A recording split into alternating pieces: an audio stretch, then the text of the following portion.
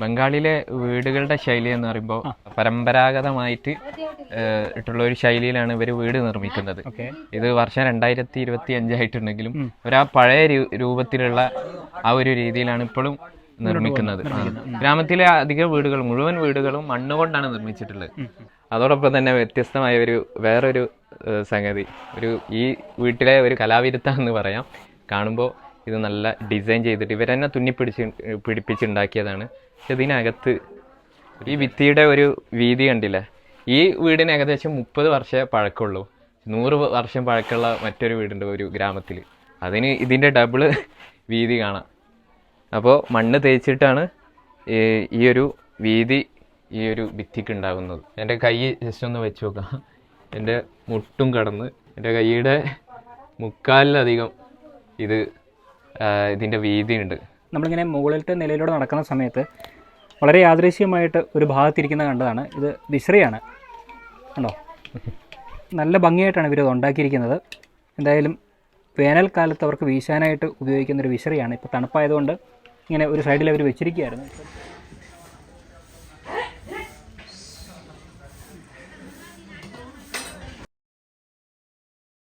Hello, നമ്മൾ പശ്ചിമ ബംഗാളിലെ കാഴ്ചകൾ തുടരുകയാണ്. അതിൻ്റെ ഭാഗമായിട്ട് നമ്മളിപ്പോൾ ഉള്ളത് മാജിക്കണ്ട എന്ന ഒരു പ്രദേശത്തിനോട് ചേർന്നുള്ള ഷെരീഫാബാദ് എന്ന ഒരു ചെറു ഗ്രാമത്തിലാണ്. മാജിക്കണ്ടയിൽ കഴിഞ്ഞ ദിവസത്തെ വീഡിയോയിൽ നമ്മൾ ഷെരീഫ് ഉസ്താദിനെ പരിചയപ്പെടുത്തുകയും അദ്ദേഹം സേവനമനുഷ്ഠിക്കുന്ന തൈബ ഗാർഡനെ പരിചയപ്പെടുത്തുകയൊക്കെ ചെയ്തിരുന്നു. കൂടാതെ തൈബ ഗാർഡൻ ഇവിടെയുള്ള ഗ്രാമങ്ങളിൽ ചെയ്യുന്ന കുറേ നല്ല പ്രവൃത്തികളെക്കുറിച്ച് നമ്മൾ പങ്കുവച്ചിരുന്നു. ഇന്ന് നമ്മൾ കാണാൻ പോകുന്നത് കഴിഞ്ഞ ദിവസം നമ്മൾ പരിചയപ്പെട്ട ഷെരീഫാബാദ് ഗ്രാമത്തിലെ ബാക്കി വിശേഷങ്ങളാണ്. Welcome to Beebro stories. നമ്മൾ ഈ ഗ്രാമത്തിലൂടെ കുറച്ച് സഞ്ചരിച്ച് ഇവിടുത്തെ കുറേ കാഴ്ചകളൊക്കെ കണ്ടു. അപ്പോൾ അൻസാരിയും ഷുഹൈബും നമുക്ക് ഇവിടുത്തെ ഓരോ കാര്യങ്ങളൊക്കെ പറഞ്ഞു തരികയും ചെയ്തു. ഈ ഗ്രാമത്തിലൂടെ ചുറ്റി സഞ്ചരിച്ചിട്ട് ഇവിടെ കാലം ഇങ്ങനെ ഘനീഭവിച്ച് കിടക്കുന്ന ഒരു സ്ഥലമായിട്ടാണ് എനിക്ക് തോന്നിയത്. കാരണം എന്ന് വെച്ചാൽ വികസനം ഒട്ടും എത്തപ്പെടാത്ത ഒരു പ്രദേശം തന്നെയാണിത്. ബംഗാളിലെ മിക്ക ഗ്രാമങ്ങളും അങ്ങനെ തന്നെയാണെന്നാണ് അൻസാരി നമ്മളോട് പറഞ്ഞത്. അപ്പോൾ അതുമാത്രമല്ല, ഇവിടെ താമസിക്കുന്ന ആൾക്കാരൊക്കെ ഏറിയ പങ്കും നിരക്ഷരരാണ്. അങ്ങനെ ഭൗതിക വിദ്യാഭ്യാസം ഒന്നും എത്തി നോക്കിയിട്ടില്ലാത്തൊരു പ്രദേശം കൂടിയാണ് ഈ ഗ്രാമം. അതുമാത്രമല്ല, ഏറെ ആൾക്കാരും പാവപ്പെട്ടവർ തന്നെയാണ്. അവർക്ക് പുറം ലോകവുമായിട്ട് വലിയ ബന്ധവുമില്ല. അവരുടെ ജീവിതം ഈ ഗ്രാമത്തിൽ ജനിച്ചു വളർന്ന് ഇവിടുത്തെ കൃഷിയൊക്കെ ചെയ്ത് ഇവിടെ തന്നെ അടക്കം ചെയ്യുന്ന ഒരു അവസ്ഥയിലാണുള്ളത്. അപ്പോൾ ഇങ്ങനെയുള്ള ഈ ഒരു ഗ്രാമത്തെ ത്വയ്ബ ശരിക്കും ദത്തെടുത്തിരിക്കുന്ന പോലെയാണ്. അപ്പോൾ ത്വയ്ബയുടെ പ്രവർത്തനങ്ങൾ ഈ ഗ്രാമത്തിൽ ഒരുപാട് മാറ്റങ്ങൾ വരുത്തിയിട്ടുണ്ട്. പ്രത്യേകിച്ച് വിദ്യാഭ്യാസത്തിൻ്റെ കാര്യത്തിലായാലും ഈ ഗ്രാമീണരുടെ ആരോഗ്യ കാര്യത്തിലായാലും അവരുടെ കുടിവെള്ളത്തിൻ്റെ കാര്യത്തിലായാലും ഒക്കെ ത്വയ്ബയുടെ പ്രവർത്തനങ്ങൾ ധാരാളമായിട്ട് ഇവിടെ എത്തിയിട്ടുണ്ട്. അതുമാത്രമല്ല, ഈ ത്വയ്ബ ബഹുമുഖമായ പ്രവർത്തനങ്ങളാണ് ഇവിടെ കാഴ്ചവെക്കുന്നത്. അതെന്താണെന്ന് നമുക്ക് അൻസാരിയോടും ഷുഹൈബിനോടും ഒക്കെ തന്നെ ചോദിച്ച് മനസ്സിലാക്കാം. അൻസാരി, നമ്മൾ ഈ ഗ്രാമത്തിൽ ഈ പറഞ്ഞ പോലെ ചുറ്റി സഞ്ചരിച്ചപ്പോഴത്തേക്കും എനിക്ക് കാണാൻ കഴിഞ്ഞത് വളരെ ശോചനീയമായ അവസ്ഥയാണ്. പ്രത്യേകിച്ച് മുമ്പ് ഇപ്പം നിങ്ങളുടെ ത്വയ്ബ ഇടപെടുന്നതിന് മുമ്പ് കുടിവെള്ള സ്രോതസ്സുകളൊക്കെ അൻസാരി കാണിച്ചു തന്നായിരുന്നു. വളരെ മലീമസമായിട്ടുള്ള പൊതു ജലസ്രോതസ്സുകളാണ് ഇവിടെ ഉള്ളത്. അപ്പോൾ എനിക്കറിയാനുള്ളത്, നിങ്ങൾ ഏതാണ്ട് ഒരു 5 വർഷം മുന്നേ അല്ലേ ത്വയ്ബയുടെ ഒരു പ്രവർത്തനം തുടങ്ങി വെച്ചിട്ട് ഈ ഗ്രാമത്തിൽ. അപ്പോൾ അത് എന്തൊക്കെയാണ് നിങ്ങളുടെ ഒരു പ്രവർത്തനം ഈ ഗ്രാമത്തിൽ? നമ്മൾ പ്രധാനമായും കേന്ദ്രീകരിക്കുന്നത് ഇവരെ വിദ്യാഭ്യാസമാണ്.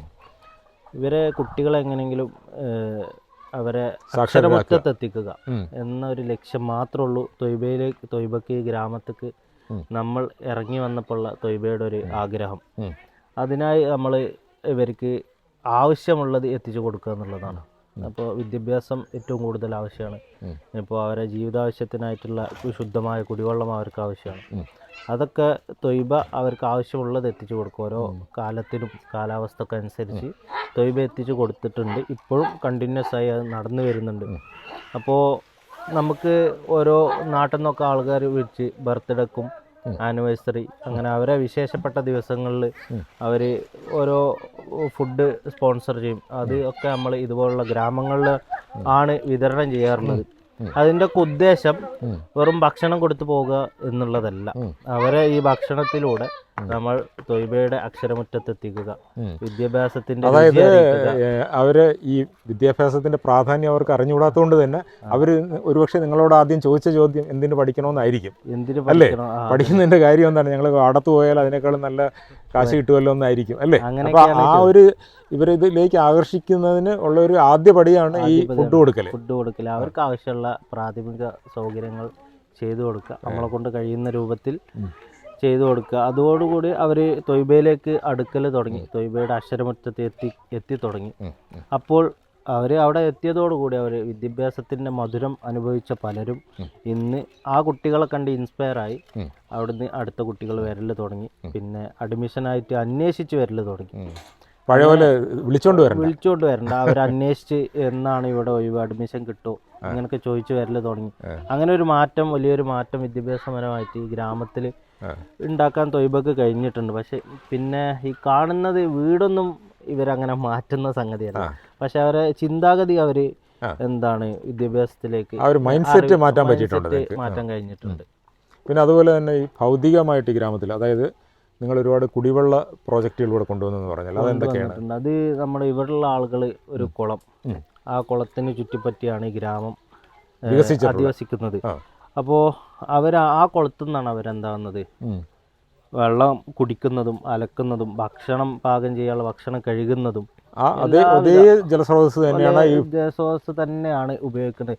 ഇതിന്റെ തൊട്ടടുത്ത് ഇപ്പോൾ ഈ ബാക്കിൽ കാണാം, നമ്മളെ ബാക്കിൽ അതിന്റെ തൊട്ടടുത്ത് തന്നെയാണ് ബാത്റൂമും കാര്യങ്ങളൊക്കെ ഉള്ളത്. ഇതൊക്കെ നമുക്ക് കണ്ട വളരെ മനപ്രയാസം ഉണ്ടാക്കുന്ന ഒരു സംഗതിയാണ്. അങ്ങനെ ഈ ഗ്രാമക്കാർ തൊയ്ബയെ സമീപിച്ചപ്പോൾ നമ്മൾ ഇവിടെ ശുദ്ധമായൊരു കുടിവെള്ള പദ്ധതി, ശുദ്ധമായ വെള്ളം കുടിക്കാൻ ആവശ്യത്തിന് മാത്രമായിട്ട് നമ്മൾ നിർമ്മിച്ച് നൽകിയിട്ടുണ്ട്. അത് കുഴൽക്കിണറായിരുന്നു. അപ്പോൾ കുടിവെള്ളത്തിന്റെ കാര്യം പറഞ്ഞു, അതിനുശേഷം പിന്നെ എന്തൊക്കെയാണ് മറ്റു പ്രവർത്തനങ്ങൾ? ഇവർക്ക് ആവശ്യത്തിന് പെരുന്നാൾ, വിശേഷപ്പെട്ട ദിവസങ്ങൾ, പെരുന്നാൾ ഒക്കെ വരുമ്പോൾ ഇവർക്ക് വസ്ത്രങ്ങൾ എത്തിച്ചു കൊടുക്കുന്നു. ഇപ്പോൾ പ്രത്യേകിച്ച് തണുപ്പായപ്പോൾ തണുപ്പിന് പുതപ്പ്, അതുപോലെ ജാക്കറ്റുകൾ, അതൊക്കെ ഇവർക്ക് ആവശ്യത്തിന് നമ്മൾ എത്തിച്ചു കൊടുക്കുന്നുണ്ട്.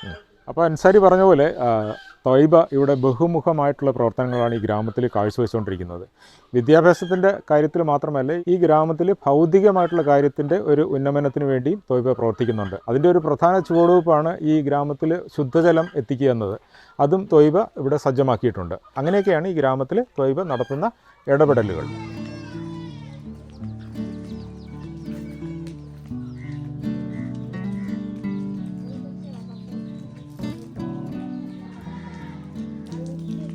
അങ്ങനെ ഗ്രാമത്തിലൂടെ നടക്കുന്ന സമയത്ത് ഷുഹൈബും അതോടൊപ്പം തന്നെ അൻസാരിയും നമ്മളോട് പറഞ്ഞു നമുക്കൊരു വീടിനുള്ളിലേക്ക് പ്രവേശിക്കാം.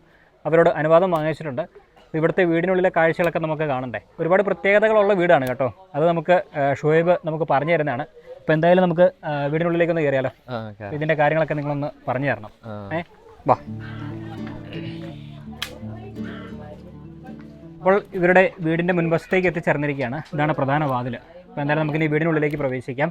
അപ്പോൾ ഈ വീടിനെ കുറിച്ചൊക്കെ ഒന്ന് രണ്ട് കാര്യങ്ങൾ പറഞ്ഞു തരും നമുക്ക്. എങ്ങനെയാണ് ഈ ബംഗാളിലെ ഒരു ടിപ്പിക്കൽ വീട് എന്ന് പറയുമ്പോഴത്തേന്?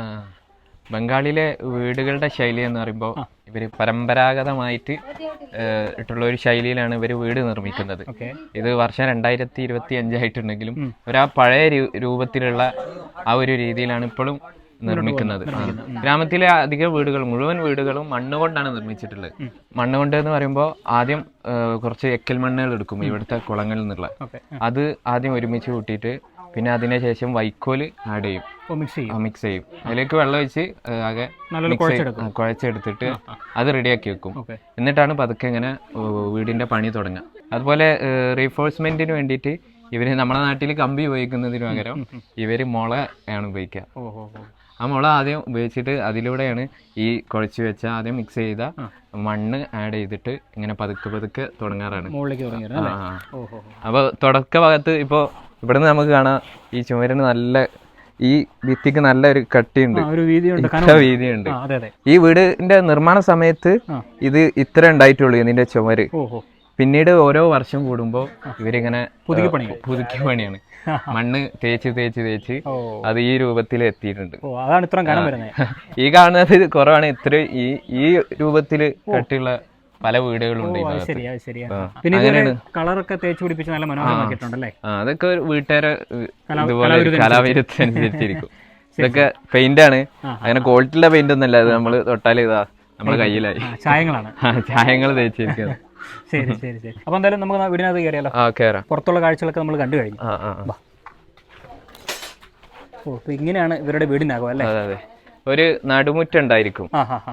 ഈ വീടിന്റെ ഒരു പ്രത്യേകത എന്ന് പറയുമ്പോ ഇവിടെ ഒരുപാട് കുടുംബങ്ങൾ കൂട്ടുകുടുംബമായിട്ട് താമസിക്കുകയാണ്. അവരുടെ മക്കളും അവരുടെ പേരമക്കളൊക്കെ ഒരേ വീട്ടിലാണ് താമസിക്കുക. ഏകദേശം എത്ര വലിപ്പമുണ്ട്, ഒരു നല്ല വലിപ്പമുണ്ട് ഈ വീടിന്. ഇവിടെ എത്ര ഫാമിലി താമസിക്കുന്നുണ്ടായിരിക്കും?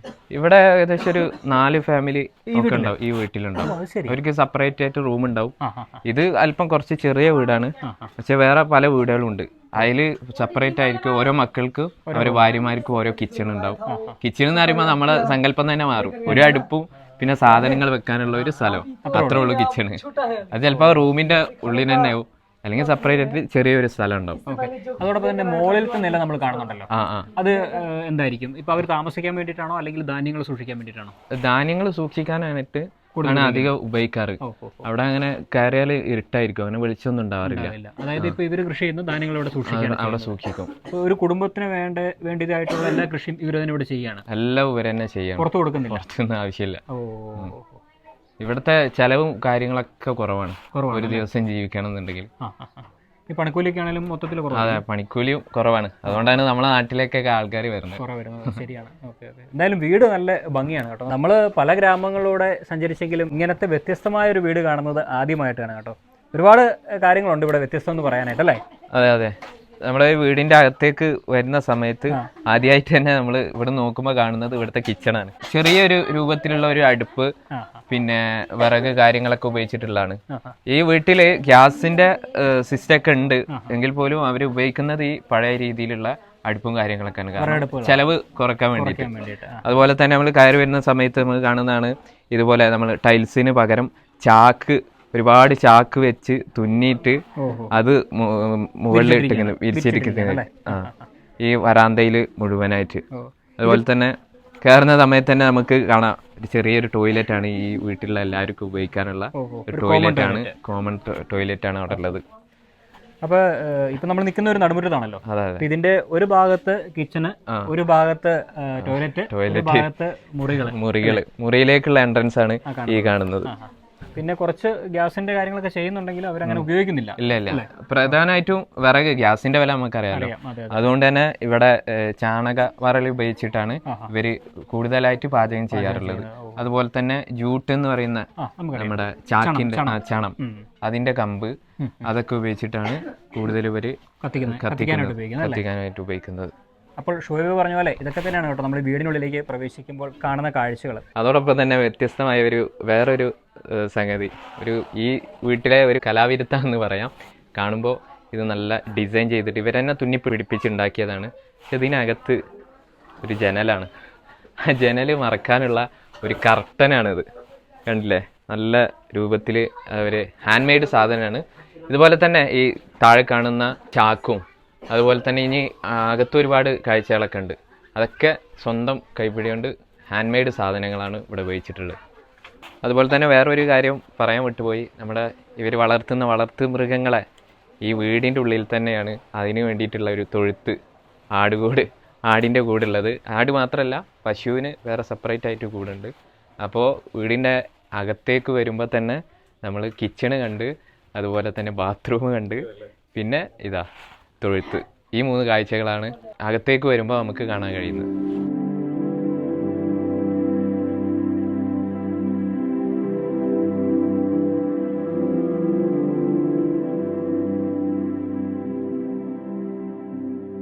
ഈ ഭിത്തിയുടെ ഒരു വീതി കണ്ടില്ലേ? ഈ വീടിന് ഏകദേശം 30 വർഷം പഴക്കമുള്ളൂ. 100 വർഷം പഴക്കമുള്ള മറ്റൊരു വീടുണ്ട് ഒരു ഗ്രാമത്തിൽ, അതിന് ഇതിൻ്റെ ഡബിള് വീതി കാണാം. അപ്പോൾ മണ്ണ് തേച്ചിട്ടാണ് ഈ ഒരു വീതി ഈ ഒരു ഭിത്തിക്ക് ഉണ്ടാകുന്നത്. അപ്പോൾ ഇതിൻ്റെ വീതി ഒന്ന് അളന്ന് നോക്കാനേ എൻ്റെ കൈയൊന്നും ഇവിടെ വെച്ച് നോക്കുന്നുണ്ട്. എൻ്റെ കൈയുടെ 3/4 ഇതിൻ്റെ വീതിയുണ്ട്. വീടിൻ്റെ അകത്തേക്ക് നമ്മൾ പ്രവേശിക്കുകയാണ്. വീടിൻ്റെ മുകളിൽ നോക്കിയാൽ നമുക്ക് കാണാൻ കഴിയും, റീഇൻഫോഴ്സ് ആയിട്ട് നമ്മുടെ കമ്പി ഉപയോഗിക്കുന്നതിന് പകരം ഇവിടെ മുളയാണ് ഉപയോഗിച്ചിട്ടുള്ളത്. ഇതിൻ്റെ മുകളിലാണ് ഫസ്റ്റ് ഫ്ലോർ ഉള്ളത്. പിന്നെ അങ്ങോട്ടേക്ക് പോകാനുള്ള വഴി ഇതിൻ്റെ ബാക്കിലുണ്ട്. അതും ഒക്കെ സ്റ്റെപ്പുകൾ മുഴുവൻ എല്ലാതും മണ്ണുകൊണ്ടാണ് നിർമ്മിച്ചിട്ടുള്ളത്. അതുപോലെ തന്നെ ഇവിടെ നമുക്ക് കാണാം കർട്ടനുകളൊക്കെ. ഈ കർട്ടന് ഇതൊരു റാക്കാണ് ഇവരെ സാധനങ്ങളൊക്കെ വെക്കാനുള്ള. എല്ലാം സിമ്പിള് സാധനങ്ങളാണ് ഉപയോഗിച്ചിട്ടുള്ളത്. അതുപോലെ തന്നെ ഈ ചുമരിനോട് ചേർന്ന് മറ്റൊരു തടി വെച്ചിട്ടുള്ള ഒരു റാക്കാണ് ഈ കാണുന്നത്. അപ്പോൾ നമ്മൾ നടുമുറ്റം കിച്ചണൊക്കെ കണ്ട് വീടിൻ്റെ പ്രധാനപ്പെട്ട അകത്തേക്ക് പ്രവേശിച്ചിരിക്കുകയാണ്. ഇവിടെയാണ് നമ്മുടെ പറഞ്ഞ ഓരോ ഫാമിലിക്കായിട്ട് ഒരുക്കി വെച്ചിരിക്കുന്ന റൂമുകളുള്ളത്. ഇതൊരു ഫാമിലിക്കുള്ള റൂമാണ്. അതുപോലെ തന്നെ കുറച്ച് അപ്പുറത്തായിട്ട് അടുത്ത ഫാമിലിക്കുള്ള റൂമുണ്ട്. അതുപോലെ മറ്റു വശങ്ങളിൽ ഓരോ മുറികൾ ബാക്കിയുള്ള ആളുകൾക്ക് വേണ്ടിയിട്ട് ഇവിടെ തയ്യാറാക്കി വെച്ചിട്ടുണ്ട്. അങ്ങനെ ഒരു കൂട്ടുകുടുംബമായിട്ടുള്ള ഒരു രീതിയാണ് ഇവിടെ നിലനിന്ന് പോകുന്നത്. അപ്പോൾ ഷുഹൈബ് പറഞ്ഞല്ലോ ഇവിടെ ഓരോ മുറികൾ ഓരോ കുടുംബക്കാരുടെയാണെന്നുള്ളത്. അപ്പോൾ നമ്മളിങ്ങനെ ഓരോ മുറികളെക്കുറിച്ച് പറഞ്ഞപ്പോഴത്തേനും ഇവിടുത്തെ ഒരാൾ പറഞ്ഞു, എന്തായാലും നിങ്ങൾ വന്നതല്ലേ, ഒരു മുറി ഞങ്ങൾ ഒരുക്കിയിട്ടുണ്ട് നിങ്ങൾക്ക് കാണാൻ വേണ്ടി എന്ന് പറഞ്ഞിട്ട് ഇപ്പോൾ നമ്മൾ ആ ഒരു മുറിയിലേക്ക് കയറാൻ പോവുകയാണ്. എന്താണ് ഇനി ആ മുറിയിലുള്ള കാഴ്ചകൾ കൂടി ഒന്ന് നമുക്ക് കണ്ടു നോക്കാം. ഓ, ഇത് അത്യാവശ്യം നല്ല ഭംഗിയായിട്ടാണല്ലോ അല്ലേ? നല്ല രസമുണ്ട്. ഇതിപ്പോൾ നമ്മളൊരു എന്താ പറയുക, നല്ല തേച്ച് മിനുക്കി നല്ല ചായ ഒക്കെ പൂശി ഒരു ഹോട്ടൽ മുറി പോലെ കാണുമ്പോൾ അങ്ങനെയാണ് ഉള്ളത് നമുക്ക്. അതാണ് ഇതിനകത്ത് കയറിയപ്പോഴത്തേനും വേറെ രീതിയായി കേട്ടോ. നല്ല ഭംഗിയാണ്. പ്രത്യേകിച്ച് നമ്മൾ ഫർണിച്ചർ ഐറ്റംസ് ഒക്കെ ആണെങ്കിൽ നല്ല കളർഫുൾ ആണ്. ഇവരെല്ലാം നല്ല ചായങ്ങളൊക്കെ തേച്ച് മിനുക്കി, ഇപ്പൊ ഈ ഫർണിച്ചർ ഐറ്റംസ് ആണെങ്കിലും അതോടൊപ്പം തന്നെ ഈ ഭിത്തികളൊക്കെ ആണെങ്കിലും ചായങ്ങളൊക്കെ തേച്ച് മിനുക്കിയിരിക്കുകയാണ്. പിന്നെ എടുത്തു പറയേണ്ട ഒരു കാര്യം എന്ന് പറയുന്നത് എല്ലാ സ്ഥലവും നല്ല വൃത്തിയായിട്ടാണ് അവർ സൂക്ഷിച്ചിരിക്കുന്നത്. നമ്മൾ ഇപ്പോൾ ഈ വീടിന്റെ മുറിക്കുള്ളിലേക്ക് പ്രവേശിച്ചിരിക്കുകയാണ്. ഒരു സാധനം അലങ്കോലമായിട്ട് ഇവിടെ ഇരിക്കുന്നത് നമുക്ക് കാണാൻ സാധിക്കില്ല. അത്രയും നല്ല രീതിയിലാണ് എല്ലാ കാര്യങ്ങളും അവർ സൂക്ഷിക്കുന്നത്. അതെന്നെ വളരെ സന്തോഷിപ്പിച്ച ഒരു കാര്യമായി. പിന്നെ ഈ പറഞ്ഞ പോലെ റൂമിന് അധികം ഒരു വലിയ വലിപ്പമൊന്നുമില്ല, എന്നാലും അത്യാവശ്യം ഒരു കുടുംബത്തിന് താമസിക്കാനുള്ള ഒരു മുറി ഉണ്ട് എന്ന് വേണമെങ്കിൽ നമുക്ക് എടുത്തു പറയാനായിട്ട് സാധിക്കും. റൂമിന്റെ ഒരു പ്രത്യേകത നേരത്തെ അൻസാരി ഉസ്താദ് പറഞ്ഞു, ചൂടുകാലാവുമ്പോൾ ഇതിനകത്തോട്ട് ചൂട് വരില്ല. പിന്നെ തണുപ്പ് കാലത്ത് അധികം തണുപ്പും അകത്തേക്ക് വരില്ല. അങ്ങനെ ഒരു പ്രത്യേകത. ഏത് കാലാവസ്ഥയിലും നല്ല സുഖസുന്ദരമായിട്ട് ഉറങ്ങാൻ കഴിയുന്ന ഒരു റൂമാണ്. അതാണ് മൺവീടിന്റെ ഒരു പ്രത്യേകത. മറ്റൊരു കാര്യം എന്ന് പറയുമ്പോൾ ഇത്രയും ചുവര ഈ ഭിത്തിക്കൊക്കെ ഇത്രയും കട്ടി ഉണ്ടായതുകൊണ്ട് ഇതിന് അകത്തേക്ക് റേഞ്ച് ഒന്നും അങ്ങനെ വരില്ല. ശരിയാണ്. അത്രയും കട്ടിയുണ്ട് ഈ ഒരു വീടിന്റെ അകത്ത്. പിന്നെ പറയാനുള്ളത്, ഇപ്പൊ ഈ കാണുന്ന ഈ കട്ടില് അതുപോലെ തന്നെ അലമാരയൊക്കെ ഇവിടുത്തെ ഈ അടുത്ത് ആരെങ്കിലും ഒരു ആളുടെ കല്യാണം കഴിഞ്ഞിട്ടുണ്ട്. അപ്പോൾ ഭർത്താവിന്റെ വീടായിരിക്കും ഇത്. ഭർത്താവിന്റെ വീട്ടുകാർക്ക് ഭാര്യയുടെ വീട്ടുകാരുടെ ഭാഗത്ത് നിന്ന് കൊടുക്കുന്നതാണ് ഈ അലമറയും ഈ അതുപോലെ ഒരു റൂമിലേക്കുള്ള നമ്മുടെ നാട്ടില് കണ്ണൂരിലേക്കുള്ള ഒരു സിസ്റ്റം, അറയൊരിക്കൽ എന്നൊക്കെ പറയാം. അതേ ഒരു സിസ്റ്റം ആണുള്ളത്. ഇതൊക്കെ ഭാര്യന്റെ വീട്ടിൽ നിന്ന് ഭർത്താവിന്റെ വീട്ടിലേക്ക് കൊണ്ടുവരുന്നതാണ്. സമ്മാനം. അങ്ങനെ അലങ്കരിച്ചിരിക്കുന്ന ഒരു വ്യത്യസ്തമായിട്ടുള്ള റൂമാണ് നമ്മള്. എന്തായാലും ഇപ്പം ഷൊഹൈബ് പറഞ്ഞ പോലെ പുറത്ത് നല്ല തണുപ്പാണ്. നമ്മൾ ജാക്കറ്റ് ഒക്കെ ഇട്ടിട്ടുണ്ടല്ലോ. അപ്പൊ ഇതിനകത്തേക്ക് വേർപ്പ് തുടങ്ങിയിട്ടുണ്ട്. ഇതിനകത്തേക്ക് കയറിയപ്പോഴത്തേക്ക് ചൂടെടുക്കാൻ തുടങ്ങി. അപ്പൊ കറക്റ്റാണ്, മൺവീടിന്റെ ഒരു പ്രത്യേകത ഇതൊക്കെ തന്നെയാണ്. അതുകൊണ്ടാണ് നമ്മുടെ അൻസാരി ഉസ്താദ് പറഞ്ഞതുപോലെ ഇവര് വിദ്യാഭ്യാസപരമായിട്ടും മറ്റേ രീതിയിലൊക്കെ അവർ മാറി തുടങ്ങിയെങ്കിലും വീടുകൾക്കൊന്നും ഒരു പ്രത്യേക മാറ്റങ്ങളൊന്നും നമുക്ക് കാണാൻ സാധിക്കാത്തത്. അവരുടെ കാലാവസ്ഥയ്ക്ക് അനുസരിച്ച് ഉള്ള രീതിയിൽ തന്നെയാണ് അവരുടെ വീടുകൾ അവർ പണിതിരിക്കുന്നത്. ഇനിയിപ്പോൾ ഒരു കോൺക്രീറ്റ് വീട് വന്നു കഴിഞ്ഞാൽ നമുക്കറിയാം, നമ്മുടെ നാട്ടിലെ അവസ്ഥ അറിയാമല്ലോ. നമ്മളിപ്പോൾ കാണുന്ന തണുപ്പും ചൂടൊന്നും അല്ല ഇവിടെ ഉള്ളത്. തണുപ്പ് കാലത്ത് അതികഠിനമായ തണുപ്പും വേനൽക്കാലത്ത് അതികഠിനമായ ചൂടുമാണ് ഇവിടെ അനുഭവിക്കുക. അപ്പം അങ്ങനെയുള്ള സാഹചര്യങ്ങളിൽ ഇങ്ങനത്തെ വീടുകൾ തന്നെയാണ് ഇവർക്ക് അനുയോജ്യം.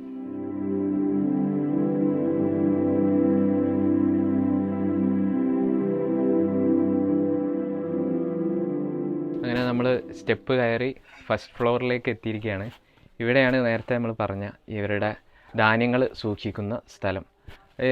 താഴത്തെ പോലെ ഉള്ള വിസ്തീർണ്ണമൊന്നും ഈ റൂമിനില്ല. ചെറിയ രൂപത്തിലുള്ള റൂമുകളാണ്. ഇപ്പം നമുക്ക് കാണാം ഇവിടെ അവർ ഉപയോഗിക്കുന്ന കൃഷി ആവശ്യങ്ങൾക്ക് വേണ്ടി ഉപയോഗിക്കുന്ന, അതുപോലെ തന്നെ അവർ പ്രധാനമായിട്ടും മീൻ വളർത്തുന്ന ഒരു കാര്യം പറഞ്ഞിരുന്നല്ലോ, അതിന് വേണ്ടിയിട്ട് മീൻ പിടിക്കാൻ വേണ്ടിയിട്ടുള്ള വലകൾ, അതുപോലെ തന്നെ കൂടകളൊക്കെ ഇവിടെ നമുക്ക് കാണാൻ കഴിയും. അപ്പോൾ ഇതൊക്കെയാണ് നമ്മൾ മുകളിലത്തെ നിലയിലേക്ക് വന്നപ്പോൾ കാണാൻ കഴിഞ്ഞിട്ടുള്ളത്.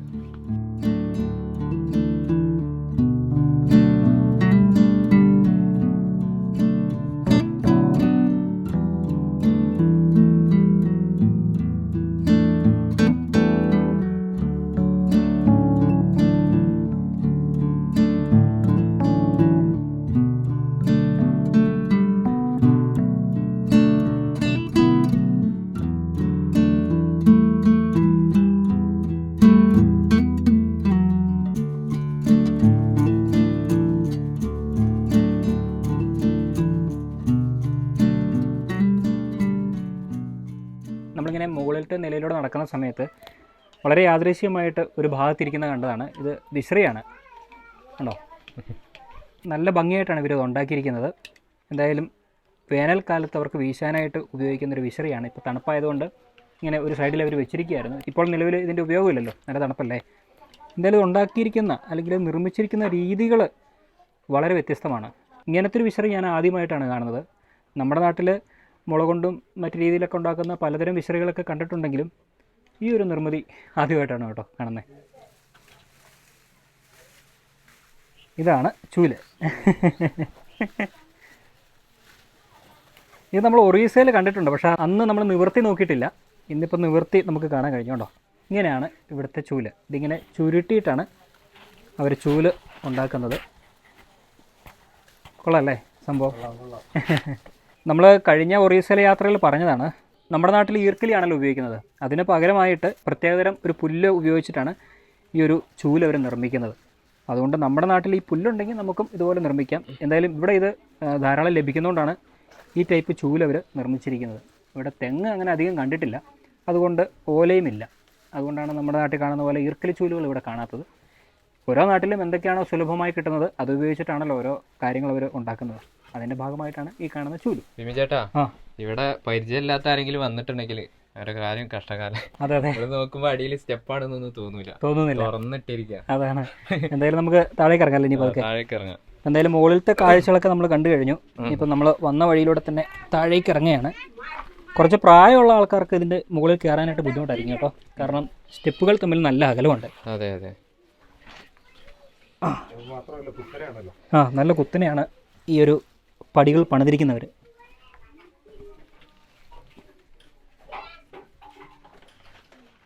അങ്ങനെ ഓരോ കാഴ്ചകളൊക്കെ കണ്ടു കിടക്കുന്ന സമയത്ത് നമുക്ക് ഒരു ചെയർ കിട്ടി. അൻസാരി ഉസ്താദ് പറഞ്ഞു ഇവിടെ ഇരുന്നു, കുറച്ച് കാര്യങ്ങളുണ്ടെന്ന് പറഞ്ഞു. എന്താണെന്ന് ചോദിച്ചപ്പോൾ അദ്ദേഹം പറഞ്ഞത് നമുക്ക് വേണ്ടിയിട്ട് ഇവിടെ ഭക്ഷണം തയ്യാറാക്കിയിട്ടുണ്ടെന്നാണ് പറഞ്ഞത്. ഒരുപാടൊന്നുമില്ല, ചെറിയൊരു സ്നാക്സും കാര്യങ്ങളൊക്കെ കഴിച്ചിട്ട് പോകാമെന്ന് പറഞ്ഞ് നമ്മളെ കസേരയിൽ ഇരുത്തിയിരിക്കുകയാണ്.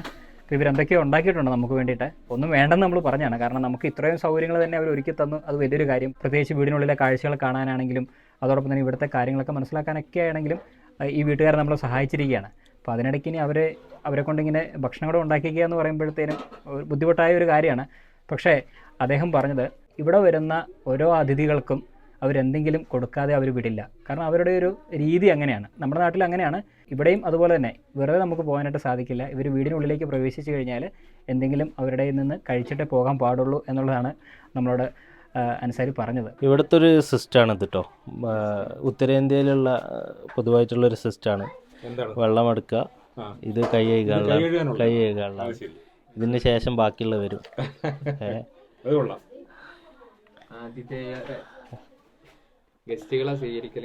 ഇങ്ങനെയാണ്.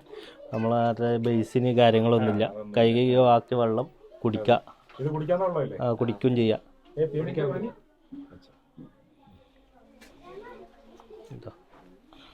ഒരു പ്ലേറ്റ്. അങ്ങനെ നമുക്ക് കഴിക്കാനുള്ള സാധനങ്ങൾ എത്തിച്ചേർന്നിരിക്കുകയാണ്. ഒരു പ്ലേറ്റ് നിറയെ സാധനങ്ങൾ വന്നിട്ടുണ്ടല്ലേ? മുട്ടയുണ്ട്, 9 ഐറ്റംസ് ഉണ്ട്. നിങ്ങൾ ഇതിനിടയ്ക്ക് എണ്ണിയോ? 9 ഐറ്റംസ് ഉണ്ട് ഈ ഒരു ചെറിയ പ്ലേറ്റിൽ. അത് ശരി. എന്തൊക്കെയാണ് പ്രധാനമായിട്ടുള്ളത്? പ്രധാനമായിട്ട് 2 ഡബിൾ മുട്ടയുണ്ട്. ഇത് നാടൻ മുട്ടയാന്ന് തോന്നുന്നല്ലോ, വളരെ ചെറുത്. ഇവരെ ഇവിടെ വീട്ടിലുള്ള സാധനം തന്നെ. ഓക്കെ. പിന്നെ ബിസ്ക്കറ്റ്, കിസ്മിസ് ഉണ്ട്, ചെറിയ മുന്തിരി, ഉണക്കമുന്തിരി. ശരിയാണ്. അതുപോലെ തന്നെ ഓറഞ്ച് മിക്സ്ചർ ഉണ്ട്, ഈത്തപ്പഴം ഉണ്ട്. ബേക്കറി വേറെ ഒരു ചെറിയ രൂപത്തിലുള്ള ഒരു ഐറ്റം അല്ലേ? ഐറ്റംസ് ഉണ്ട്. പിന്നെ ഈ ഒരു സാധനത്തിന്റെ പേരെന്താണെന്ന് അറിയില്ല. വൈറ്റ് സാധനം അല്ലേ? അത് ഞാനും ആദ്യമായിട്ട് കാണുന്നത്. എന്തായാലും മുസംബി. ഒരുപാട് ഐറ്റംസ് ഉണ്ട്. അപ്പോൾ നിങ്ങൾ പറഞ്ഞ 9 ഐറ്റം ഉണ്ടല്ലേ? അപ്പോൾ ഇതൊക്കെയാണ് കേട്ടോ ഇവർ നമുക്ക് തന്നിരിക്കുന്നത്. എന്തായാലും വളരെ സന്തോഷമായി. വീട് കാണാൻ സാധിച്ചു, അതോടൊപ്പം തന്നെ ഇവിടെ നിന്ന് ഭക്ഷണം നമുക്ക് കഴിക്കാൻ സാധിച്ചിരിക്കുകയാണ്. അപ്പോൾ എന്തായാലും ഇതൊന്ന് കഴിച്ചിട്ട് ഇനി ബാക്കി വിശേഷങ്ങൾ നമുക്ക് കാണാം. വേറെ ഒന്നുണ്ട്, ഇത് തന്ന സാധനം മുഴുവൻ കഴിക്കണം, അല്ലെങ്കിൽ അമ്മമാരെ ഓടിച്ചിട്ട് പിടിക്കും. അങ്ങനെ ഒരു നിയമം കൂടെ നിലനിൽക്കുന്നുണ്ടല്ലേ?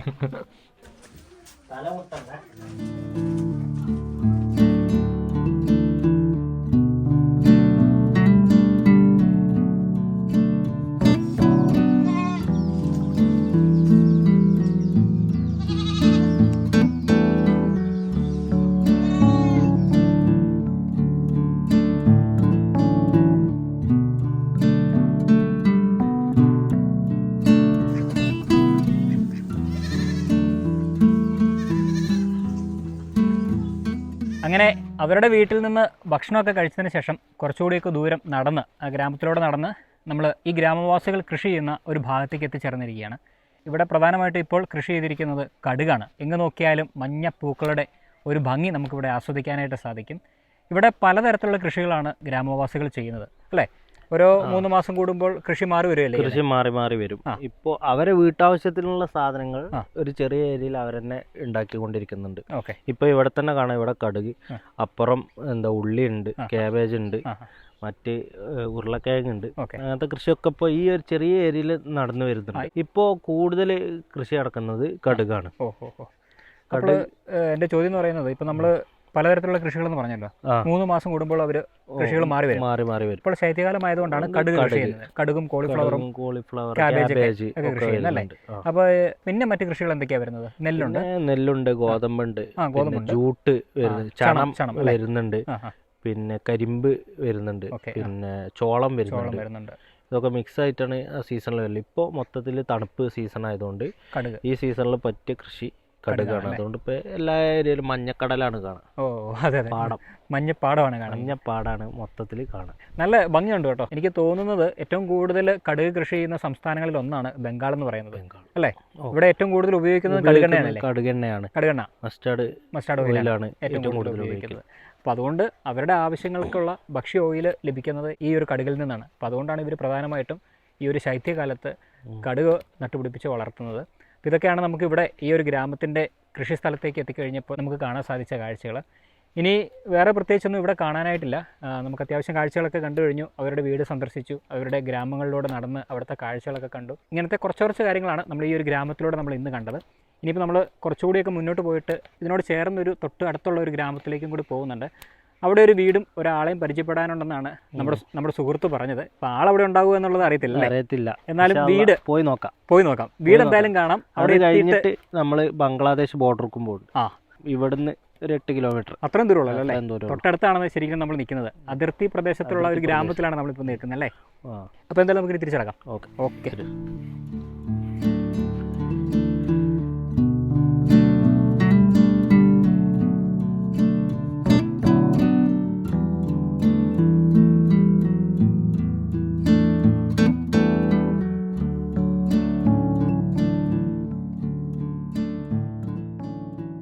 അപ്പോൾ നമ്മുടെ അൻസാരി ഉസ്താദ് നമ്മളെ മറ്റൊരു ഗ്രാമത്തിലേക്ക് കൂട്ടിക്കൊണ്ടു വന്നിരിക്കുകയാണ്. നേരത്തെ പറഞ്ഞല്ലോ, അതായത് നമ്മൾ ആ കടുകുപാടത്തിൻ്റെ അവിടെ നിന്ന് പറഞ്ഞിരുന്നല്ലോ ഒരു ഗ്രാമത്തിലൂടെ നമ്മൾ പോകുമെന്നുള്ളത്.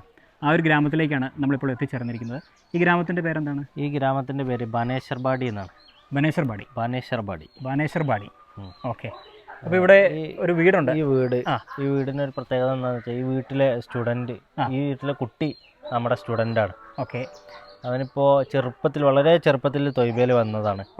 ഇപ്പോൾ അവന് തൊയ്ബയിൽ സീനിയർ ബാച്ചാണ്. അവിടെ LLB സ്റ്റുഡൻ്റ് ആണ്. അത് ശരി. അതായത് ഗ്രാമത്തിലെ ഒരേ ഒരു LLB കാരൻ ഈ ഗ്രാമത്തിലെ അഡ്വക്കേറ്റിൻ്റെ വീടാണ് നമ്മൾ കാണാൻ പോകുന്നത്. അതാണ് കേട്ടോ.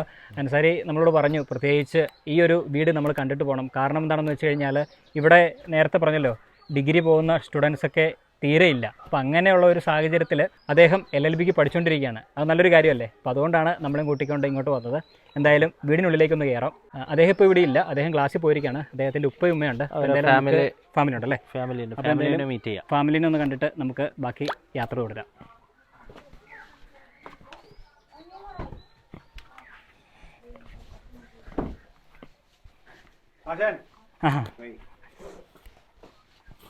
നമുക്ക് ഇരിക്കാൻ വേണ്ടിയിട്ടുള്ള സൗകര്യം അകത്തൊരുക്കിയിട്ടുണ്ടെന്ന് പറഞ്ഞു. കയറി ഇരുന്നോളം പറഞ്ഞു. ബോഷൻ എന്നല്ല പറഞ്ഞേ അനുസരി അല്ലേ? ഇരിക്കുക.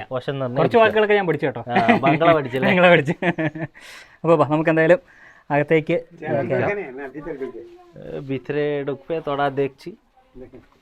ഇവിടെയാണോ നമുക്ക് ഒരുക്കിയിരിക്കുന്നത്? ഓക്കെ. അപ്പോൾ നമുക്ക് എന്തായാലും അകത്തേക്കൊന്ന് കയറാം. നമ്മളെ ക്ഷണിച്ചാണ്. ഇതിപ്പോൾ ഇവരുടെ ബെഡ്റൂം ആണല്ലേ? ബെഡ്റൂം നേരത്തെ കണ്ട വീടിൻ്റെ അതേപോലെ സമാനമായ രീതിയിൽ തന്നെ അല്ലേ? പക്ഷേ വ്യത്യസ്തമായൊരു ഡിസൈനിങ് വ്യത്യാസമുണ്ട്. പിന്നെ ഈ പറഞ്ഞ പോലെ ഈ എന്താ പറയുക, ഈ ഗിൽറ്റ് പേപ്പർ എന്താ പറയുന്ന ഒരു പേപ്പറൊക്കെ മുകളിൽ ഒട്ടിച്ചിട്ടുണ്ടല്ലോ. പേപ്പർ ഒട്ടിച്ചിട്ടുണ്ട്. അപ്പോൾ എന്തായാലും നമുക്ക് നമ്മളെ വിളിച്ച് ഇരിക്കാൻ പറഞ്ഞു. എന്തായാലും ഇനിയിപ്പോൾ കുറച്ച് നേരം ഇവിടെ ഇരുന്ന് അദ്ദേഹത്തിൻ്റെ ഉപ്പയൊക്കെ സംസാരിച്ചിട്ട് നമുക്കിനി ബാക്കി യാത്ര മുന്നോട്ട് പോകാം. लोग केरला तक आपका नाम? मेरा नाम अनारुल सरकार. അനാറുൽ സർക്കാർ. മോൻ്റെ പേരെന്തായിരുന്നു അവിടെ നമ്മുടെ അവിടെ പഠിച്ച ആളുടെ? സുഹൈൽ റാണ. സുഹൈൽ റാണ. അപ്പോൾ നമുക്കുള്ള കഴിക്കാനുള്ള സാധനങ്ങൾ കൊണ്ടുവന്നിട്ടുണ്ട് കേട്ടോ. എല്ലാം ഫ്രൂട്ട്സാണ്. ഇവിടെ നമുക്ക് നോക്കിക്കഴിഞ്ഞാൽ കാണാം. ഇതിനകത്ത് പഴമുണ്ട്, അതോടൊപ്പം തന്നെ ആപ്പിളുണ്ട്, ഓറഞ്ച് ഉണ്ട്. ഇത്ര ഐറ്റംസാണ് നമുക്ക് തന്നിരിക്കുന്നത്. ഇനിയിപ്പോൾ എന്തായാലും നമുക്ക് വേണ്ടി തന്നതുകൊണ്ട് ഇനി കഴിച്ചിട്ട് ഇനി ഇവിടെ നിന്ന് പോകാനായിട്ട് സാധിക്കുകയുള്ളൂ. ഒന്നും നോക്കണ്ട, കഴിച്ചോ. വീഡിയോ എടുത്ത് വരുമ്പോൾ അതാണ് സമയം കഴിയും, അതിന് മുമ്പ് കഴിച്ചു തീർത്തോണം. എന്തായാലും മുമ്പേ പറഞ്ഞ അജണ്ട ഞാൻ പറഞ്ഞിട്ടില്ല. കഴിച്ചിട്ടേ ഇവർ വിടുകയുള്ളൂ എന്നുള്ള ആ ഒരു ഇതുണ്ടല്ലോ, ആ ഒരു നിയമം ഇവിടെ നിലനിൽക്കുന്നുണ്ട്. എന്തായാലും ഇത് ഓടിച്ചിട്ട് പിടിക്കും, അത് തന്നെ. അതുകൊണ്ട് മുഴുവൻ കഴിച്ചിട്ട് നമ്മൾ ഇവിടെ നിന്ന് പോവുകയുള്ളൂ. എന്തായാലും കൊള്ളാം കേട്ടോ. ഈ ഒരു സമയത്ത് നല്ലൊരു ഓറഞ്ചും അതോടൊപ്പം തന്നെ പഴമൊക്കെ കഴിക്കുമ്പോൾ ഒരു പ്രത്യേക ഒരു സുഖമാണ്. അത് തന്നെ, അതാ ഞാൻ പറയുന്നത്. വേറൊരു കാര്യമുണ്ട്, ഇവരൊന്നും ആരും ഭക്ഷണം കഴിച്ചിട്ടില്ല. നമ്മുടെ കൂടെ യാത്ര വരുന്ന ആൾക്കാർക്കൊക്കെ അങ്ങനെ ഒരു ഭാഗ്യമുണ്ട്. ഉച്ചയ്ക്ക് ഞങ്ങൾ ഭക്ഷണം മേടിച്ചു കൊടുക്കില്ല. സൂക്ഷിച്ചോളുക, ഇവിടെ ഇവിടെ കിട്ടും ഭക്ഷണം. അതാണ് ഇതിൻ്റെ ഒരു സത്യാവസ്ഥ കേട്ടോ. ഇപ്പോൾ ഗ്രാമങ്ങളിൽ പ്രത്യേകിച്ച് ഹോട്ടലൊന്നുമില്ല. ഇനിയിപ്പോൾ നമുക്ക് തിരിച്ച് ഇതിൽ പോയി കഴിഞ്ഞാൽ എന്തെങ്കിലും കഴിക്കാനായിട്ട് സാധിക്കുകയുള്ളൂ. അപ്പോൾ തൽക്കാലം ഇതൊക്കെ വെച്ച് അഡ്ജസ്റ്റ് ചെയ്യുക എന്നുള്ളതാണ്.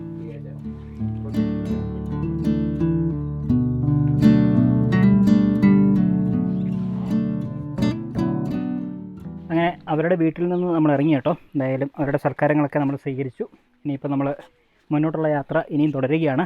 ഇനി നമ്മൾ അടുത്ത് പോകുന്നത് എങ്ങോട്ടാണ് അൻസാരി? ബോർഡർ ബംഗ്ലാദേശ് ബോർഡർ അല്ലേ? അതിർത്തി പ്രശ്നം പരിഹരിക്കാൻ പോകും നമ്മൾ. ഓക്കെ, എന്നാൽ പിന്നെ കുഴപ്പമില്ല. ഇനി നമ്മൾ ആർമിക്കാരെപ്പോൾ വിരുന്ന് സൽക്കാരത്തിന് പോവാണ്. അവിടുന്ന് വിരുന്ന് കിട്ടുമോ അല്ലെങ്കിൽ അടി കിട്ടുമോ? എന്തെങ്കിലും ഒന്ന് കിട്ടും, എന്തെങ്കിലും ഒന്നും കിട്ടാതിരിക്കില്ല. അതാണ് സംഭവിക്കാൻ പോവുക. അങ്ങനെ നമ്മുടെ യാത്ര തുടരുകയാണ്. നമ്മൾ പറഞ്ഞല്ലോ നമ്മളിനി പോകുന്നത് ബംഗ്ലാദേശ് അതിർത്തിയിലേക്കാണ്. പോകുന്ന വഴിക്കാണെങ്കിലും അത്യാവശ്യം നല്ല രീതിയിൽ തന്നെ ടാർ ചെയ്തിട്ടുണ്ട്. നമ്മളിപ്പോൾ ഒരു ചെറിയൊരു ടൗണിലേക്ക് എത്തിച്ചേർന്നിരിക്കുകയാണ്. ഈ സ്ഥലത്തിൻ്റെ പേരെന്താണ്? സ്ഥലത്തിൻ്റെ പേര് Lashkar hut. Lashkar hut. Okay. എല്ലാ ആഴ്ചയിലും ഒരു ദിവസം നല്ല വലിയൊരു ചന്ത നടക്കുന്നത്. ഓഹോ. ചന്തന്റെ പേരിലാണ് അറിയപ്പെടുന്നത് ലഷ്കർ ഹട്ട്. ഹട്ട് എന്ന് പറഞ്ഞു കഴിഞ്ഞാൽ ചന്ത. ഓക്കെ, അപ്പോൾ അതിന്റെ പേരിലാണ് ഇത് അറിയപ്പെടുന്നത് അല്ലേ? സംസ്ഥാനത്ത് ഒരു വലിയ ടൗൺ. വലിയൊരു ടൗൺ. അത്യാവശ്യം സാധനങ്ങളൊക്കെ വാങ്ങാൻ കിട്ടുന്ന ഒരു ടൗൺ. അതിനപ്പുറത്തേക്ക് പോയി കഴിഞ്ഞാൽ പിന്നെ ഗ്രാമങ്ങൾ മാത്രമേ ഉള്ളൂ. പിന്നെ അതിർത്തിയായി. പിന്നെ അങ്ങ് ബംഗ്ലാദേശിലേക്ക് പോകാം. എന്തായാലും ഈ ഒരു ചെറിയ ടൗണിലൂടെ നമ്മളിങ്ങനെ കടന്ന് നമ്മളിങ്ങനെ നേരെ ബംഗ്ലാദേശ് അതിർത്തിയിലേക്ക് പോകുന്നു. അവിടെ പോയിട്ട് പറഞ്ഞല്ലോ എത്രമാത്രം വീഡിയോസ് എടുക്കാൻ പറ്റും എന്നുള്ളത് നമുക്കറിയില്ല. കാരണം ഇവരൊക്കെ പോകുന്ന സമയത്തൊക്കെ അവിടെ പട്ടാളക്കാരുണ്ടാവും. അവർ 1-2 ഫോട്ടോസൊക്കെ ചിലപ്പോൾ എടുക്കാൻ സമ്മതിക്കും, അതല്ലാതെ അവർ ഒന്നും സമ്മതിക്കില്ലെന്നാണ് അവർ പറയുന്നത്. എന്തായാലും പോയി നോക്കാം എന്ന് മാത്രമേ നമുക്ക് പറയാൻ പറ്റുള്ളൂ. ഇനിയിപ്പോൾ ഫോട്ടോസ് എടുക്കാൻ പറ്റിയില്ലെങ്കിലും അതിർത്തി ഒന്ന് കണ്ടിരിക്കാമല്ലോ, അതിർത്തി ഒന്ന് കാണാം. അതാണ് നമ്മുടെ ലക്ഷ്യം. എന്തായാലും ബാക്കി വിശേഷങ്ങളൊക്കെ അവിടെ എത്തിയതിന് ശേഷം പറയാം.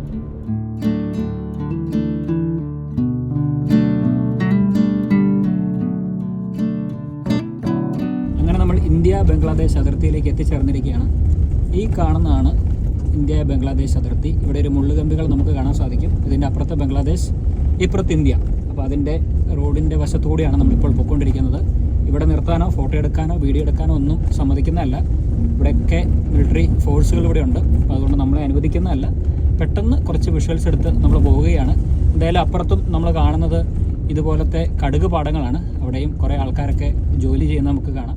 കുറച്ച് ദൂരെയായിട്ട് നമുക്ക് മുള്ളുവേലികൾ കാണാം. നമ്മളതിൽ ഡ്രൈവ് ചെയ്ത് പോയിരുന്നു. അവിടെ നമുക്ക് നിർത്താനോ അല്ലെങ്കിൽ വീഡിയോ എടുക്കാനോ ഒന്നും സാധിക്കില്ല. കുറച്ച് ദൂരം മാറി എന്ന് വേണമെങ്കിൽ നമുക്ക് കുറച്ച് വിഷ്വൽസൊക്കെ എടുക്കാം. അവിടെയൊക്കെ പട്ടാളക്കാരിപ്പുണ്ട്. അപ്പോൾ അവർ പറഞ്ഞ് വീഡിയോസും ഫോട്ടോസും എടുക്കരുത് എന്ന് പ്രത്യേകം പറഞ്ഞിട്ടുണ്ട്. കുറച്ച് മാറി എന്ന് വേണമെങ്കിൽ എടുത്തോളം പറഞ്ഞു. കാരണം അവിടെ എല്ലാം ക്യാമറകൾ ഇരിപ്പുണ്ട്. അവരെ കുറ്റം പറഞ്ഞിട്ട് കാര്യമില്ല. കാരണം എന്താണെന്ന് വെച്ച് കഴിഞ്ഞാൽ ഈ ക്യാമറകളെല്ലാം ഇരിക്കുന്ന ഓഫീസുകളിലാണ്. അപ്പോൾ അവരോട് ചോദിക്കും എന്തിനാണ് ഇവിടെ വരുന്ന ആൾക്കാരെ കൊണ്ട് ഫോട്ടോസ് എടുപ്പിക്കുന്നതെന്ന് ചോദിക്കുമെന്ന് പറഞ്ഞു. അപ്പോൾ അതുകൊണ്ടാണ് നമ്മൾ അവിടെ നിന്ന് ഫോട്ടോസും വീഡിയോസും ഒന്നും എടുക്കാത്തത്. എന്തായാലും ജസ്റ്റ് അതിൽ ഡ്രൈവ് ചെയ്ത് പോയി അവിടുത്തെ കാഴ്ചകളൊക്കെ കണ്ട് നമ്മൾ തിരിച്ചു പോരുകയാണ് ചെയ്തത്.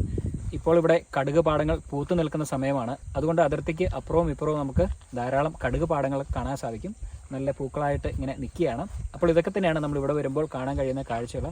ഇതിൻ്റെ സമീപത്തൊക്കെ കുറച്ച് ഗ്രാമങ്ങളൊക്കെ ഉണ്ട്. അതൊക്കെ കുറച്ച് ദൂരെയാണ്. എന്തായാലും അതിർത്തിയുടെ തൊട്ടടുത്തൊന്നും നമുക്ക് ഗ്രാമങ്ങൾ കാണാൻ സാധിക്കില്ല. ഇനിയിപ്പം ഒരുപാട് നേരം നമ്മളിവിടെ നിന്ന് വൈകിപ്പിക്കുന്നില്ല. നമ്മളിനി തിരിച്ചു പോവുകയാണ്. എല്ലാവരും നല്ല രീതിയിൽ മടുത്തു, ഉച്ചയ്ക്ക് ഭക്ഷണം കഴിച്ചിട്ടില്ലാത്തതുകൊണ്ട്. അപ്പോൾ എന്തായാലും നമ്മളിനി തിരിച്ചു പോകുന്ന വഴിയിൽ എവിടെയെങ്കിലും പോയി ഒരു ചായയും കൂടെ കുടിക്കണം. ചായയും കൂടെ കുടിച്ചിട്ട് നമുക്ക് ഇന്നത്തെ യാത്രകൾ അവസാനിപ്പിക്കാമെന്നാണ് വിചാരിക്കുന്നത്.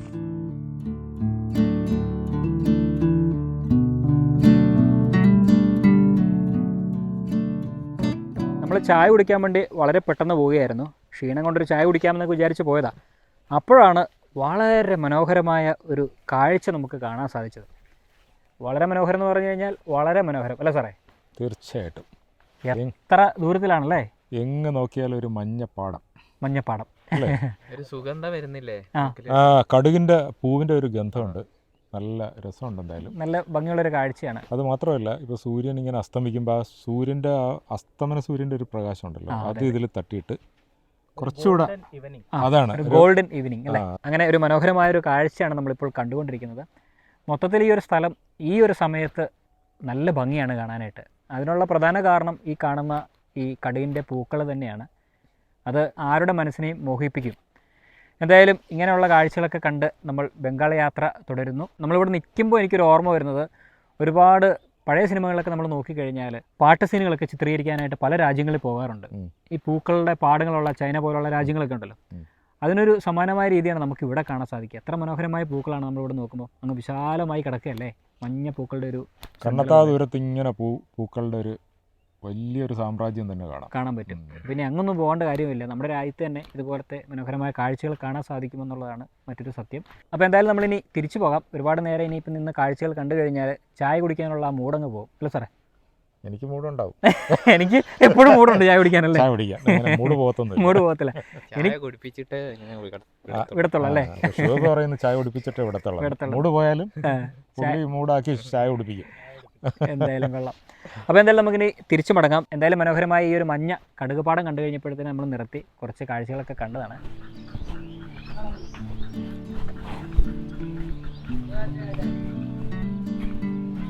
ഇല്ലാന്നിട്ട് പറഞ്ഞോട്ടെ.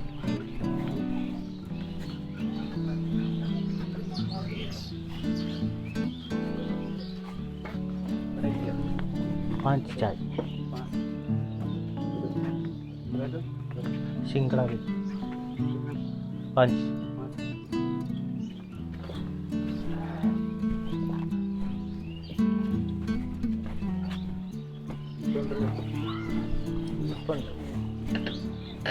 അങ്ങനെ ഇതാ ചായക്കടയിലേക്ക് എത്തിച്ചേർന്നിരിക്കുകയാണ്. ചെറിയൊരു ചായക്കട. എന്തായാലും അൻസാരി നമുക്ക് വേണ്ടിയുള്ള ചായ പറഞ്ഞിട്ടുണ്ടല്ലോ. ഇതെന്താ ഈ സാധനം? ചെറിയ സമൂസ. ചെറിയ സമൂസ. ഓ, സിംഗട എന്നാണ് പറയാ. എന്താ പറയാ? സിംഗട. ആ, കൊള്ളാടാ സിംഗട എന്ന് പറയാം അല്ലേ? കൊള്ളാം. ഇതാണ് സാധനം അല്ലേ? അപ്പോൾ ഇതാണ് സിംഗട. പിന്നെ സിംഗടയും കഴിക്കാം, അതോടൊപ്പം തന്നെ ചായയും കുടിക്കാമെന്നാണ് പറഞ്ഞിരിക്കുന്നത്. ചായ എങ്ങനെ ഉണ്ടെന്ന് കുടിച്ചിട്ട് പറയാം. എന്തായാലും സിംഗട കിട്ടിയിട്ടുണ്ട്. സിംഗട ഒരെണ്ണം കഴിച്ചു നോക്കാം എങ്ങനെ ഉണ്ടെന്ന്.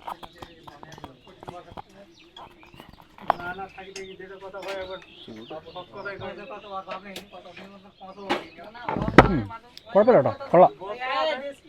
പിന്നെ അറിയാമല്ലോ ഇവിടെ കടുകെണ്ണയാണ് അവർ ഉപയോഗിക്കുന്നത്. ഇത് കടുകെണ്ണ തന്നെയല്ലേ? ഇത് കടുകെണ്ണ ഉപയോഗിച്ചുണ്ടാക്കിയത് കൊണ്ട് ചെറിയൊരു ടേസ്റ്റ് വ്യത്യാസമുണ്ട്. അതല്ലെങ്കിൽ വേറെ പ്രശ്നമൊന്നുമില്ല. നമ്മുടെ നാട്ടിലെയൊക്കെ പോലെ തന്നെ അതിൻ്റെ ഒരു മിനി വേർഷൻ, ചെറിയൊരു സമോസ. എന്തായാലും നമുക്കിത് കഴിക്കാം.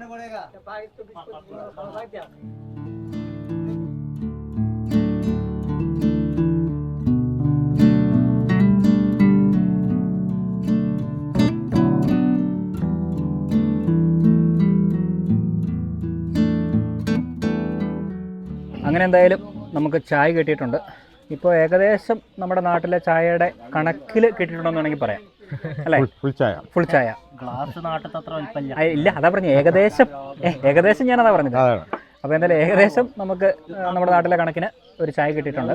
സാധാരണ ബംഗാളി വരുമ്പോൾ നമ്മൾ കണ്ടിരിക്കുന്നത് ചെറിയ ചായ അല്ലേ? ഒരു ഔൺസ് ചായ നമ്മൾ സ്ഥിരമായിട്ട് ഇവിടെ വരാറുണ്ട്. നമുക്ക് വേണ്ടി വേറെ തന്നെ അങ്ങനെ വരുന്നതാണല്ലേ? ശരി, അവിടെ പേപ്പർ കപ്പൊക്കെ ഞാൻ കണ്ടിരുന്നു. അപ്പോൾ എന്തായാലും ചായ കിട്ടി. ഇനിയിപ്പോൾ ചായ കുടിക്കാം. ചായ എങ്ങനെ ഉണ്ടെന്ന് ഞാൻ പറഞ്ഞില്ലല്ലോ അല്ലേ? ചായക്ക് മധുരം കൂടുതലുണ്ട്. ഒരല്പം മധുരം കൂടുതലുണ്ട്. കുഴപ്പമില്ല, എന്നാലും നല്ല ടേസ്റ്റ് ഉണ്ട് ചായക്ക്. എന്തായാലും നമ്മൾ ചെറിയ സമൂസയും അതോടൊപ്പം തന്നെ 1-2 ബിസ്ക്കറ്റ് പിന്നെ ഒരു കേക്ക് അതൊക്കെ മേടിച്ച് നമ്മൾ പതുക്കെ ഈ ഒരു ചെറിയ ചായക്കടയിൽ നിന്ന് ചായ കുടിക്കുകയാണ്. സമോസ എങ്ങനെ ഉണ്ടായിരുന്നു? സമോസയ്ക്ക് കുറച്ച് ഉപ്പ് കൂടിപ്പോയോ എന്നൊരു കൂടുതലാണല്ലേ? എല്ലാം എക്സ്ട്രീമാണ്. കാലാവസ്ഥ പോലെ തന്നെ.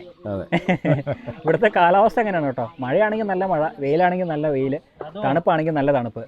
ആ ഒരു രീതിയാണ്. അപ്പോൾ ഇതൊക്കെ തന്നെയാണ് നമ്മുടെ യാത്രയെക്കുറിച്ച് പറയാനാണെങ്കിൽ. അതായത് ഒരു ചെറിയ കട, ഒരു ചെറിയ ഗ്രാമക്കവല എന്ന് വേണമെങ്കിൽ പറയാം. ഈ ഗ്രാമക്കവലയിൽ ഒരുപാട് ആൾക്കാർ ഇവിടെ വന്ന് ചായ കുടിക്കുകയും ഇതുപോലത്തെ സ്നാക്സൊക്കെ കഴിച്ചിരിക്കുന്ന കാഴ്ചകളൊക്കെ നമുക്ക് കാണാൻ സാധിക്കും. എന്തായാലും ബംഗാളി ഗ്രാമത്തിലൂടെയുള്ള യാത്ര നമ്മളെ ഒരുപാട് സന്തോഷപ്പെടുത്തി. അതോടൊപ്പം തന്നെ കുറച്ചൊക്കെ നിരാശകളൊക്കെ സമ്മാനിച്ചിട്ടുണ്ട്, പ്രത്യേകിച്ച് കുട്ടികളുടെ വിദ്യാഭ്യാസ കാര്യങ്ങളിലൊക്കെ.